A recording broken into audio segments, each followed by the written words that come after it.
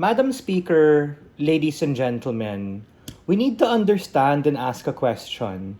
In the status quo, where to a large extent failure is not super talked about for a variety of reasons, who are those people who share about failure and who are those people who talk about success? And the answer to the first question on who share about failure, and this is a direct response and flip to opening opposition, as what I said in my point of information, people are very different. Some people are more mature, some people are less mature, some people are emotionally stronger, some people are not. And what happens on side opposition, only those people who have the means, motivation, and capacity to share these things are going to be able to talk about it. Meaning, those people who are emotionally mature and resilient to be able to share their struggles and failure are going to be those people who share those things.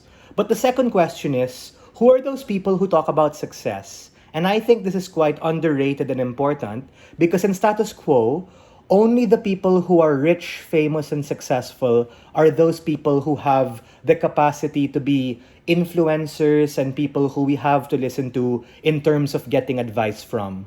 We're talking about rich and successful people like technocrats, Elon Musk, Bill Gates, Zuckerberg, politicians. And the problem with that is the way in which we look at success and failure is from a very isolated perspective.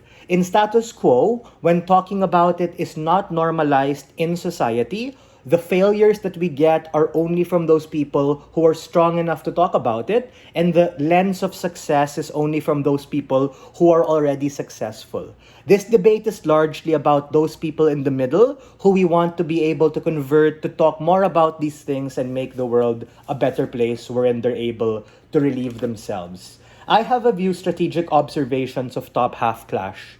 The first is, opening government is correct and talks about the lens of the individual benefits to criticism.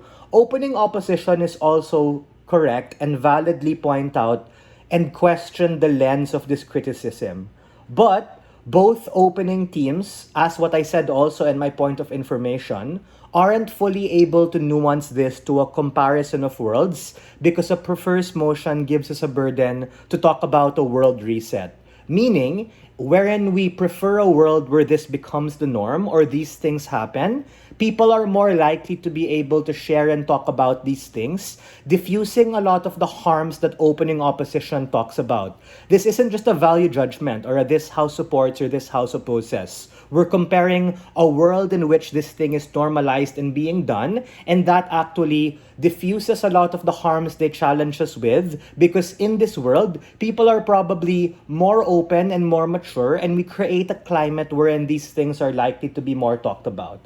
The second thing is, Top Half Clash talks about like the effect of this on the individual. To a large extent, these things are somewhat asserted. We from Closing Government are going to elevate this and talk about the overlap and intersectionality of the lens in which we look at failure and how this can affect society as a whole.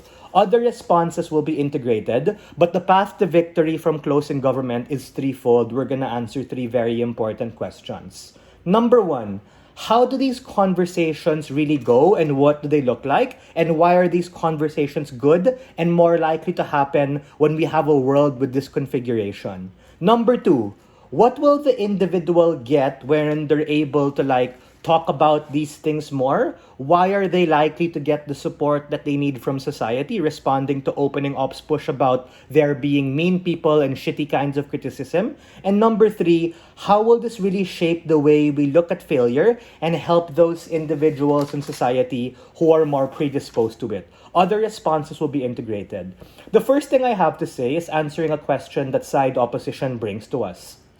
They question the capacity of people to actually get good feedback because people are going to be mean and say stuff. I think it's valid, meaning on all sides of this debate, there are going to be bad people with shitty kinds of advice. But when these things are normalized, we're likely more able to see multiple data points and observations and try and figure out, what are the commonalities among all of these students who suck at math And as a school, as a parent, as an educator, I'm likely to be able to connect all of these things together in order to be able to find a way to better help them. On our side, we allow more observation and access to data points to be able to help particular individuals.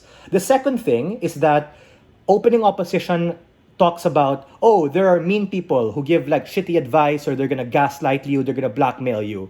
I think on both sides of the house, there are still going to be bad people. But on our side, we can also call out the failures of those people. Hey man, you're saying so much bad stuff about me, but you're not perfect. And those people are also less likely to be mean. Don't get me wrong, I'm not sidestepping the burden. I'm saying that on both sides of the house, people are gonna be able to still talk about it. But even if there are people who make fun out of ignorance or out of malice, you can also call out their failures, and you guys can have some sort of debate or discourse back and forth in terms of dealing with those things. The third thing I have to say is that, to a large extent, opening government like hard locks on the individual impacts, which to an extent are correct, but lack a missing middle analysis on how these things are. They just jump onto like mental health, etc.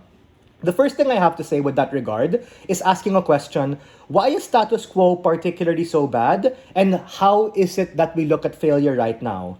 Failure, to a large extent, has a stigma and a taboo, and that is because of human emotions like shame, like fear, and like pessimism, which we want to be able to shatter upon. We're likely to be able to shatter upon this wherein we see, oh, this person I looked up to, my teacher, my parent, this government official. These people all fail in different ways, shapes, and forms that actually make it something we can relate to. Secondly, we create a more empathetic and conditioned society which checks and balances against our ego and pride when more people are able to share and talk about these things, catering to the emotional drivers of why people talk about it. Ladies and gentlemen, on both sides of the house, failure is likely to still happen, but on our side of the house, we're able to redefine the effect and the ways in which it can affect you. And for all of these reasons, we are very proud to stand on side proposition.